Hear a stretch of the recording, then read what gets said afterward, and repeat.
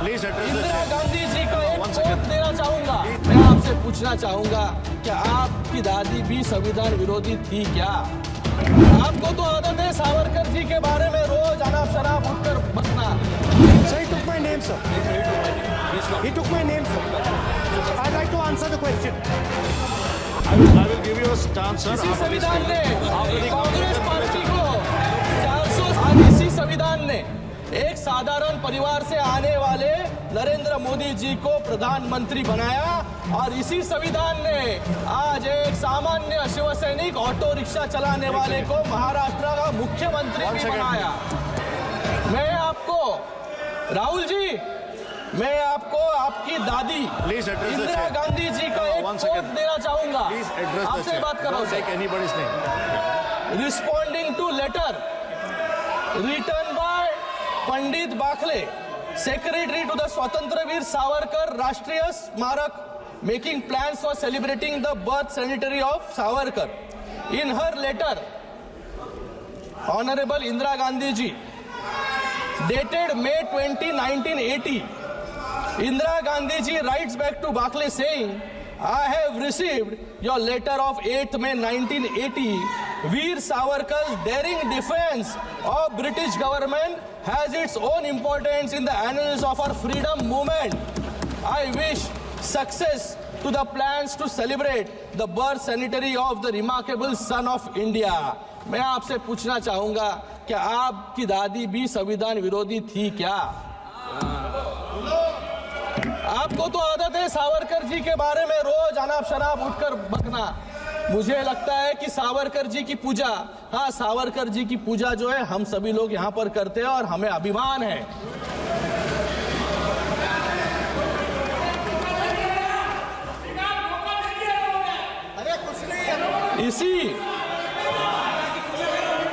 इसी संविधान ने आज हम यहाँ पर संविधान पर चर्चा कर रहे हैं।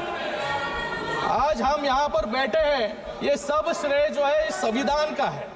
आज इसी संविधान ने एक साधारण परिवार से आने वाले नरेंद्र मोदी जी को प्रधानमंत्री बनाया और इसी संविधान ने आज एक सामान्य शिवसैनिक ऑटो रिक्शा चलाने वाले को महाराष्ट्र का मुख्यमंत्री भी बनाया।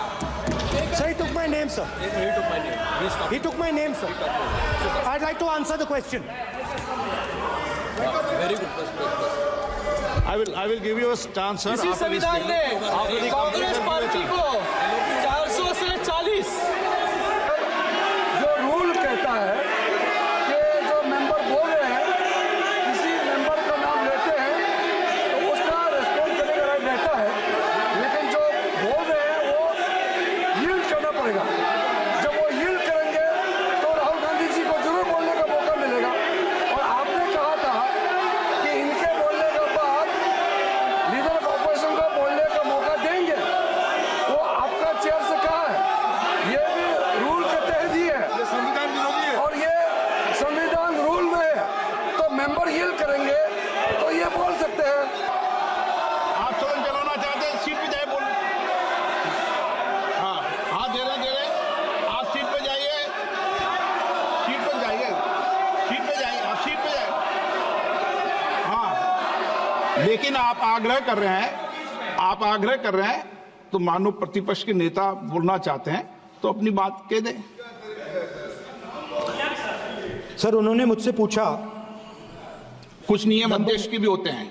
मेंबर ने पूछा कि इंदिरा गांधी जी की सावरकर पे क्या व्यू थी।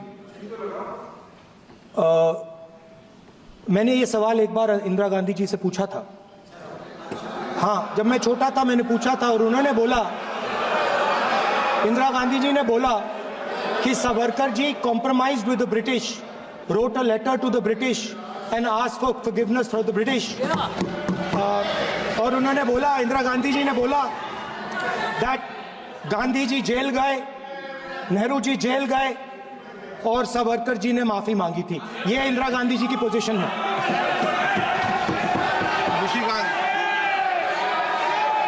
एक नाथ शिंदे जी वो बोलेंगे, महाराष्ट्र के ज्यादा सावरकर जी को जानते हैं। कोई आपको पता चलेगा कि आप बोले, बताएं आप। सिर्फ इंदिरा जी ने जो लेटर सेक्रेटरी को, पंडित बाखले सेक्रेटरी जो सावरकर राष्ट्रीय स्मारक के सेक्रेटरी है, उनको जो लेटर लिखा था, वो लेटर को कोट करने का काम जो है मैंने किया है। वहां पर कुछ भी सवाल उनको मैंने पूछा नहीं, ये बताने का काम उनको मैंने किया था।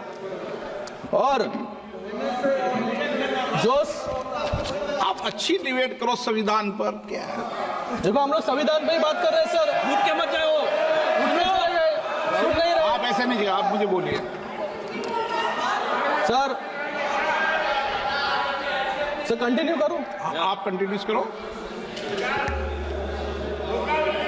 आज मैं इस सदन में एक महत्वपूर्ण घटना, ये यहाँ पर संविधान के बारे में कंटिन्यूसली हाथ में बुक लेकर लोकसभा के वक्त फेक नैरेटिव फैलाने का काम इन्होंने किया।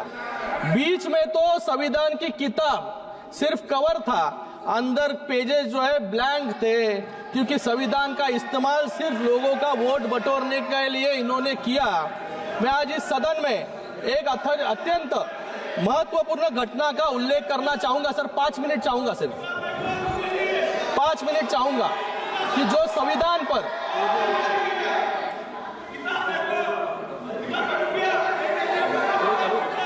ये यहाँ पर संविधान के बारे में लोकसभा से डिबेट कर रहे, संविधान खतरे में है, संविधान खतरे में है। लेकिन संविधान किसके राज में खतरे में था, ये मैं बताना यहाँ पर चाहूंगा। एक घटना का उल्लेख करना चाहूंगा जो हमारे संविधान और न्यायपालिका के इतिहास पर गहरी छाप छोड़ता है। मैं बात कर रहा हूं इलाहाबाद हाईकोर्ट के जस्टिस जगमोहन लाल सिन्हा जी की, जिन्होंने 1975 में इंदिरा गांधी जी को चुनावी भ्रष्टाचार मतलब इलेक्टोरल मैल प्रैक्टिसेस के लिए अयोग्य ठहराने का ऐतिहासिक निर्णय दिया। यह फैसला न केवल साहसिक था, बल्कि न्यायपालिका की स्वतंत्रता और संविधान की रक्षा का प्रतीक भी था। लेकिन इस फैसले को रोकने के लिए कैसे कैसे असंवैधानिक, जो यहाँ पर संविधान के बारे में बात कर रहे हैं, असंवैधानिक हथकंडे अपनाए गए, ये सुनकर आप सभी लोग हैरान रह जाएंगे। जस्टिस सिन्हा को देहरादून से फोन आया और ये फोन खुद इलाहाबाद के चीफ जस्टिस का था। उन्होंने कहा कि ये गृह मंत्रालय के अतिरिक्त सचिव पीपी नायर ने उनसे मुलाकात की और फैसले को जुलाई तक टालने का दबाव बनाया। ये रिकॉर्ड्स पर है, रिकॉर्ड्स पर है। अरे मैं खुद नहीं बोल रहा हूँ, सबके साथ में सामने ये रिकॉर्ड्स पर है, आप रिकॉर्ड देख लीजिए। इतना ही नहीं, जज के निजी सचिव को धमकियां दी गई और जजमेंट के मसौदे को जानने के लिए सीआईडी के एक विशेष टास्क फोर्स को लगाया गया।